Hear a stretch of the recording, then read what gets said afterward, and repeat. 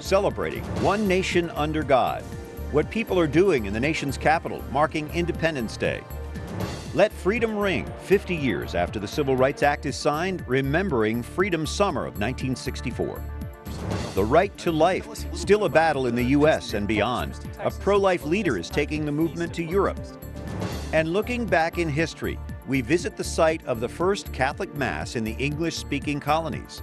Those stories and more on this holiday edition of EWTN News Nightly for Friday, the 4th of July, 2014.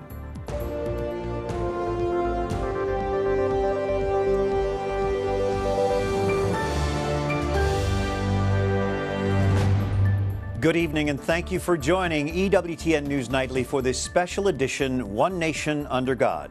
I'm Brian Patrick. Tonight, across America, 4th of July celebrations are underway. One that's drawing people from around the world is happening right here on Washington's National Mall. Wyatt Goolsby takes us to the Smithsonian Folklife Festival.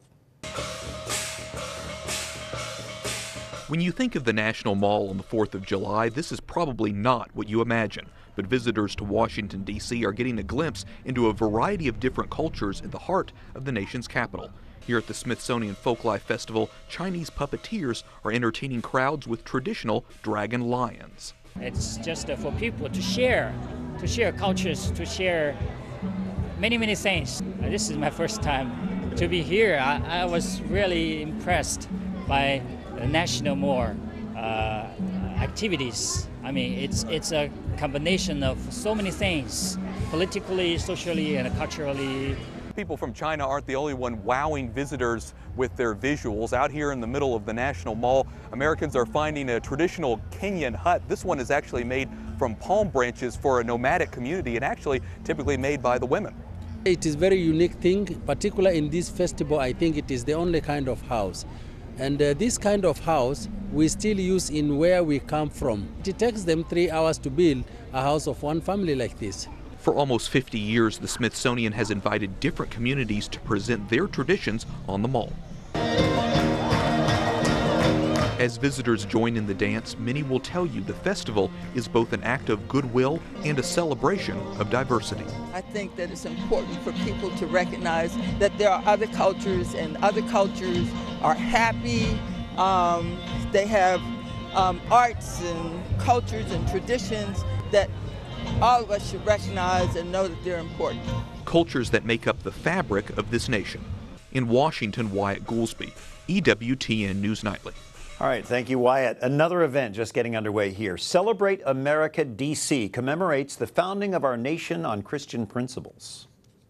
Dr. Rodney Howard-Browne is one of the founders of Celebrate America DC. He's joining us on this 4th of July. Great to have you with us. What is Celebrate America DC about? Why did you put this together? Celebrate America is an event for the 3 weeks to come and celebrate the founding of this nation 238 years ago today, the founding fathers, the Constitution, and what made America to be the greatest country on the face of the earth. So we are celebrating freedom in America. We've talked a lot about religious liberty over these past few months. How do you think we're doing with that as we celebrate our 4th of July? Well, I think as long as, the First Amendment gives us the right and for other people to worship freely, as long as their worship freely doesn't encroach on our worship freely, we don't have a problem, because the First Amendment needs to work for everybody. So right now, traveling across America, I think we still have a freedom. I see certain laws being altered for churches and things that are being encroached on, but people just need to stand up and say, no, that is contrary to the Constitution. We need to be vocal about it. We can tell by your accent that you're not a native of America. You came from South Africa with your wife as missionaries to America. How interesting. Yes, sir. We came 27 years ago. My wife, myself, our 3 children at the time.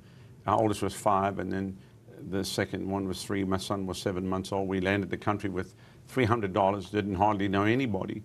And then a revival broke out in upstate New York that just exploded and took us around the world to 50 countries. But this is our primary call. We can't get away from the assignment here to bring America back to its roots and what its founding purpose was. So a lot of Americans probably don't think we need people to become missionaries to us. Obviously, you think differently. Well, America's been sending missionaries to the world for years. So it's the principle of the Bible, talks about sowing and reaping. So you've sowed missionaries, now you're going to reap them. And everywhere I go, I bump into people from Central and South America, from across Africa, from Asia, that are coming to America to do just what I'm doing. So it's called bounce back time. And Celebrate America will go beyond this 4th of July celebration. As our lawmakers come back to Capitol Hill, you'll be there as well. Yes, the following 2 weeks while Congress is in session, and we have different members of Congress and Senate coming to speak over the next 2 weeks after the 4th of July weekend. And so it's going to be a great event just to see what happens. Timely and very meaningful. Dr. Rodney Howard-Browne, thank you for joining us with Celebrate America, D.C. Thank you for having me on. Well, 4th of July fireworks are fun, but they can be dangerous too. That message from the U.S. Consumer Product Safety Commission. It released a study showing injuries from fireworks went up last year. The study found that in 2013, about 11,400 people sustained injuries related to fireworks. That's up from 8,700 in 2012. 65% of the injuries last year happened in the 30 days surrounding Independence Day. The Government Commission recently held demonstrations with dummies to show the impact of fireworks blasts. Safety experts say sparklers are especially dangerous for young children. They apparently pack the heat equivalent of a blowtorch. And there's a few more suggestions from the acting chairman of this commission. People should not try to relight fireworks that have not exploded when they're supposed to.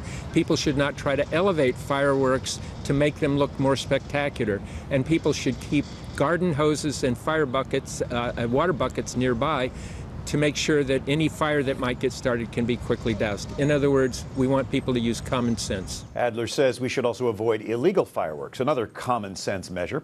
Stay safe tonight. Well, from fireworks to the waterfront, an island in southern Maryland holds an intriguing chapter of the history of freedom and faith in this country. EWTN News Nightly's Mark Irons has more. From this distance, it might not look like much, the little island behind me. But hundreds of years ago, the Catholic faith made a big landing there. Let's hop on a boat and take a closer look. Visitors to this island in southern Maryland can make the trip without much trouble. But in 1634, 2 ships from England made a dangerous voyage in search of religious liberty. Those passengers found it on these shores, naming the place St. Clements Island. This is the birthplace of religious liberty in America. It's the site of the very first Mass in the English-speaking colonies, and it was celebrated that same day those early colonists reached St. Clements Island. Leading the congregation that first Mass was Jesuit Father Andrew White. In the name of the Father, and of the Son, and of the Holy Spirit. Amen. Fast forward 380 years to this week, a new congregation, some here descendants of those first colonists. Masses out here are just really special. In place of Father Andrew White, Cardinal Donald Worrell, and a Mass to commemorate 75 years of the Archdiocese of Washington, while remembering the significance of this holy ground. We come here simply to recognize the roots of our freedom, the roots of our heritage that we all take for granted today as Americans. And it was that first group of Catholic pilgrims who arrived that said, we're a free people, and that means freedom of religion. That freedom brings a sense of pride to those who visit this island. To stand on such holy ground here and know that we are so grateful to be Americans. The people who came over from England, a long time ago, were starting something pretty wonderful. We're happy to kind of carry on their legacy. God bless America. Isn't it great to be on this little island? A little island with a big history. Visitors may come and go, but the spirit of freedom and faith is here to stay. Mark Irons, EWTN News Nightly. God bless America. It's a beautiful prayer and a beautiful story. Thank you, Mark. Today wraps up this year's Fortnight for Freedom. This 2-week celebration began 3 years ago when religious freedom for Catholics began to become a greater concern in America. It's a time for Catholic parishes across the U.S. to raise awareness for both domestic and international religious freedom concerns. Earlier today, Cardinal Worrell celebrated the closing Mass of the Fortnight for Freedom at D.C.'s Basilica of the National Shrine of the Immaculate Conception. This officially ends the 2014 Fortnight for Freedom with the theme, Freedom to Serve. Coming up, Oh Say Can You See? We all know the song, but now there's another reason to celebrate our national anthem. And we talk with a pro-life leader fighting vigorously for the freedom of the unborn.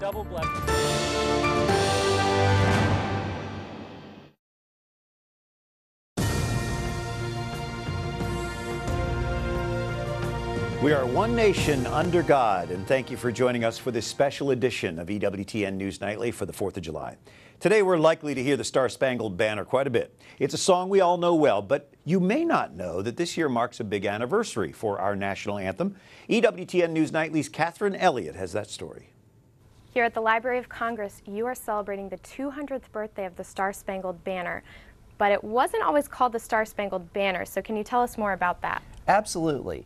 It was originally called Defense of Fort McHenry. Everybody knows the story. It was written during the attack by the British on the Fort McHenry in Baltimore during the closing days of the War of 1812.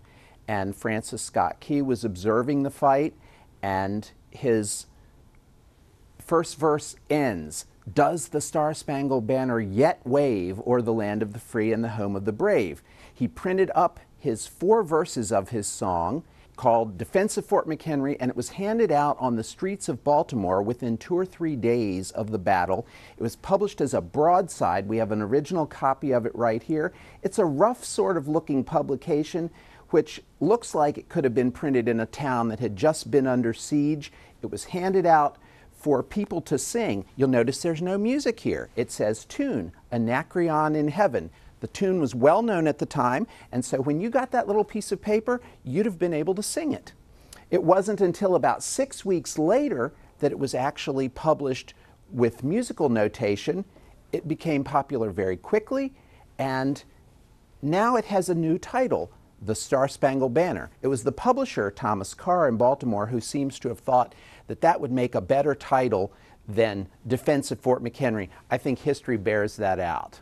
And you mentioned 4 verses, so can you talk about some of those later verses and perhaps some of the sacred references that they make? Sure.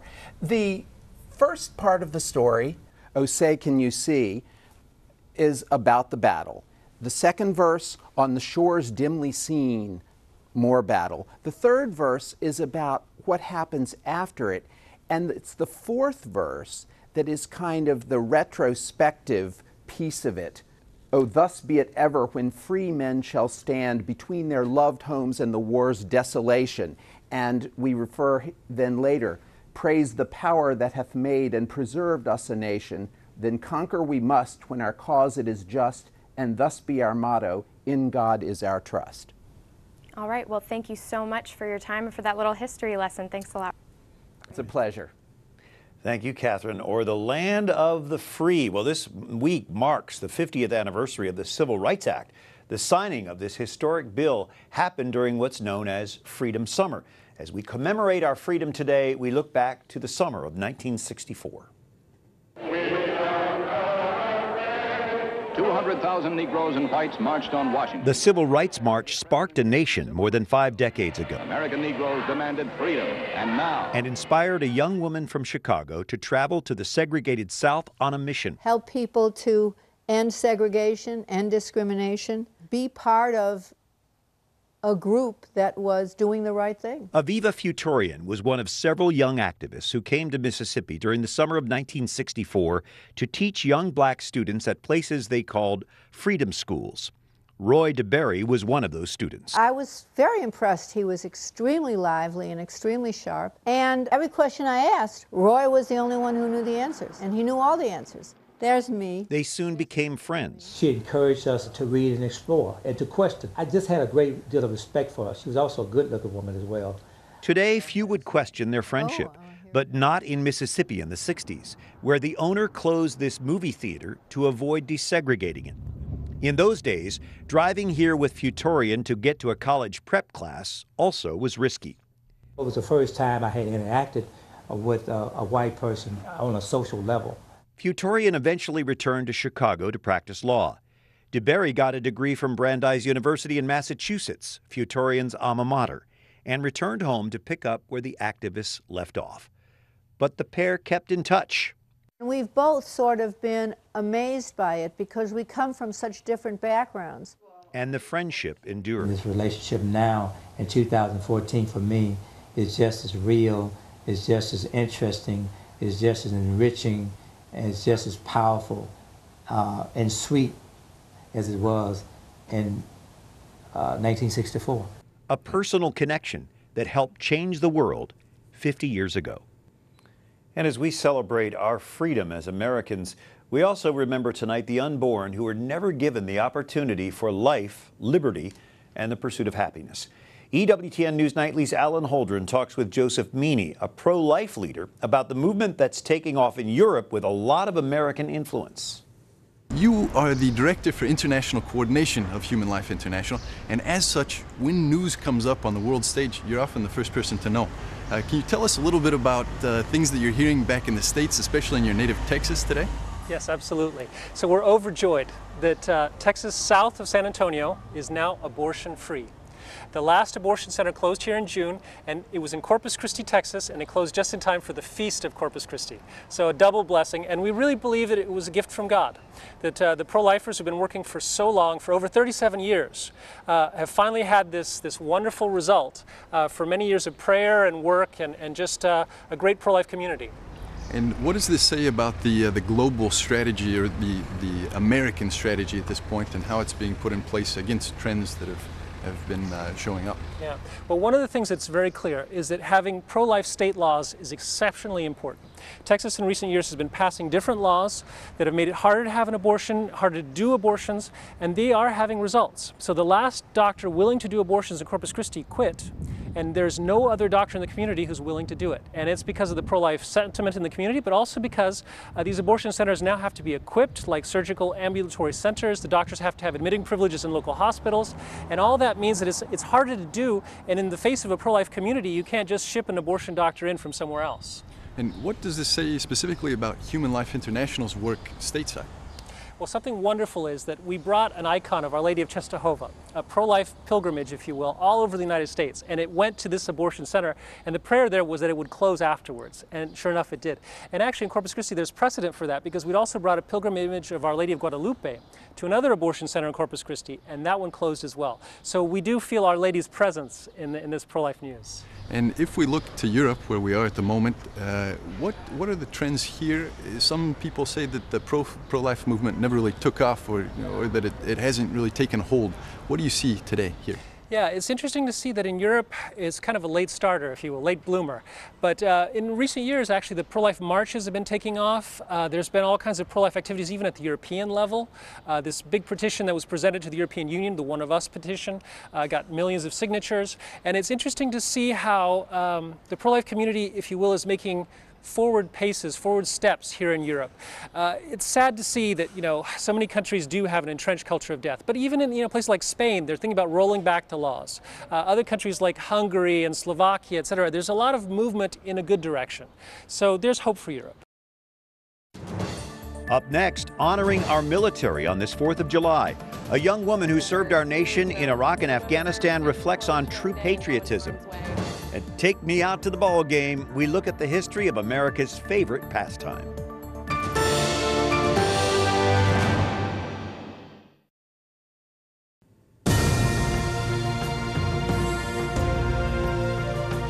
Thank you for joining us on the 4th of July as we celebrate One Nation Under God. I'm Brian Patrick. An Alabama foundation is focusing on serving wounded women warriors, recently holding its first all-female camp. Laura Cole has that story. Women taking the lead, from the front lines to cycling up back roads. A new recovery camp for wounded female warriors is giving these vets space to heal. It's the first of its kind for Alabama's Lakeshore Foundation. Since 2006, the group has been organizing rehabilitation camps for veterans. But this summer, they've launched a new camp focusing on female vets. Here, we've done golfing, rock climbing, cycling, just been a lot of things to push us, and see our challenge, what we're capable of doing. While serving in Iraq, Gina Moreno was wounded while driving a fuel truck. At this camp, she's not alone. Other members are also recovering from injuries, including post-traumatic stress disorder. I guess in the military I've always heard, oh, females aren't in the front line, females aren't in the front line. Well, you know, I was in the front line, like every day while I was out there. You know, like I said, I hauled fuel, 8,000 gallons of jet fuel from base to base on my truck alone. You think about it, they used to call us driving bombs. Moreno says the fellowship she feels with other women has helped her open up. But with scuba gear now on, she's ready to swoop into her future. About a dozen other women joined Moreno at last month's camp. The foundation plans on holding another one next year. Laura Cole, EWTN News Nightly. Thanks, Laura. One woman veteran who flew helicopters in Iraq and Afghanistan reminds us on this 4th of July that our freedom isn't free. It comes with a cost. On this 4th of July, it's really good to welcome back Amber Barno, a former Army helicopter pilot. Amber, happy 4th. Happy 4th of July. As someone who served as a chopper pilot in the military for 8 years, what drove you to this level of service? I know that flying's in your blood, it's in your family, but to serve your country in this way? I think it sort of goes back to the way I was raised with my family as well. I'm from rural farm town, Washington State, and I just grew up with a love for the military, and we used to go to air shows and the military was always there, and my sisters and I, we used to always love to stop by the military booths and sort of see that, and we always knew that the military was a way to give back to your nation that provided us with all the freedoms and liberties that we as Americans get to enjoy every day. Didn't anybody ever tell you, though, that this could be dangerous? It really could. I mean, I feel like I knew that going into it, but that's not something that I feel like deters you. You know, men and women serve in uniform each and every day and go into harm's way. Why am I any different? Why should I be exempt from having to face those same sorts of situations? Well, thank God for attitudes like that and for all who serve our nation.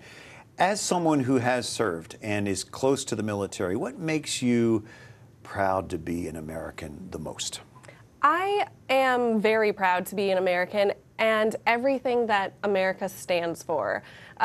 You and I wake up each and every day and we are in charge of our future and the path that we want to pursue in life.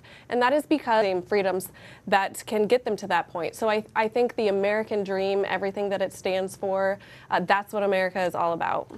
But you know better than anyone that freedom isn't free. That's absolutely true. People pay the ultimate sacrifice for freedom. We see that. We've definitely seen that over the past decade with the Iraq and Afghanistan wars and every war in our nation's past. And I'm very thankful for the people who have stood up and fought for our country and continue to do so. So we'll be raising and waving our flags today, but give us your thoughts on how we, all of us as Americans, can be more patriotic, not just on the 4th of July. Well, I think that that is something to remember each and every day, is that freedom is not free. I'm very proud of where this nation has gotten as far as the population supporting the military and supporting the troops. It's a big difference from 30 years ago with the Vietnam War. I think that no matter what your political beliefs, no matter what your view is on whatever conflicts going around the world, you know that the soldiers and all of our military men and women, they're sacrificing so much. And so to just have that support out there for them, that is definitely needed. Well, thank you for serving and for all of those who serve so that we can celebrate our freedom on this 4th of July. Thanks so much. All right, from Little League to Major League, many of us will enjoy a baseball game this weekend or later in the summer. After all, it is the great American pastime. EWTN News Nightly's Katherine Zellner takes us inside America's oldest ballpark tonight. Get your program right here! History comes alive for sports fans who spend each summer pushing through the turnstiles in Birmingham, Alabama. This is Rickwood Field, which opened back in 1910. It's the oldest professional ballpark in America. You don't have all the bells and whistles, but what you have is a feeling of ambiance and a feeling of stepping back in time. Rickwood Fields was long the home of minor and Negro League baseball. Now it hosts high school and college games, but every year it hosts the annual Rickwood Classic. Last week, the AA Birmingham Barons and another Southern League team, the Mississippi Braves, faced off. I think this is awesome. I was just talking before to the guys, it's pretty cool to be playing in such a historic ballpark. Fans can't watch replays of the game on a big screen TV. Instead, the field has a hand-operated scoreboard. The outfield signs are painted in a vintage style, and a blackboard reveals tonight's starting lineup. Many of Major League Baseball's all-time greats have played here in exhibition games. Babe Ruth has played here, Satchel Paige, Jackie Robinson, Willie Mays, Reggie Jackson, you name it. My cousin's husband brought me here when I was just like 10, 11 years old to my first professional ball game in '67. The stadium is older than Boston's Fenway Park and Chicago's Wrigley Field. The National Park Service has even certified it as America's oldest surviving baseball park. Katherine Zellner, EWTN News Nightly. Thanks, Katherine, and thank you for joining us for this special edition of EWTN News Nightly, celebrating one nation under God. Until Monday, like us on Facebook, follow us on Twitter, watch again anytime on YouTube page. For all of us here at EWTN News Nightly, I'm Brian Patrick. But finally, from our creative director, Angela Mitchell, we share some great patriotic photos that you, our viewers, sent us. Happy 4th. Have a fun and safe weekend.